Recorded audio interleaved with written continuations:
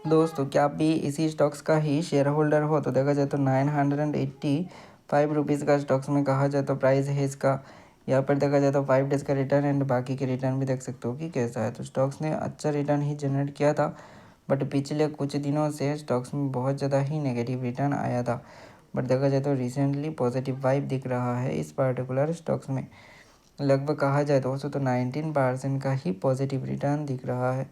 तो दोस्त क्या आप भी इसी का ही शेयर होल्डर हो, बट इसमें लिक्विडिटी का बहुत ज़्यादा कमी है, जैसे कि 2,500 यहाँ पर कहा जाए तो करोड़ का, यहाँ पर कहा जाए तो मार्केट साइज तो है, ठीक है, बट वो भी है कि बहुत ज़्यादा डाउनफॉल भी हो रहा है, ठीक है ना। तो ये ध्यान रखना क्योंकि करेक्शन भी हुआ था, इसने बहुत ज़्यादा करेक्शन किया है। और भी दोस्त बहुत सारे स्टॉक्स का हमने वीडियो चैनल पर डाल के रखा है, तो जाके उन वीडियोज़ को भी देखो। देन दोस्त आप डिसाइड कर सकते हो कि किस में एंट्री लेना है और किस में नहीं। तो फिलहाल आज के लिए इतना ही। May God bless you. Good.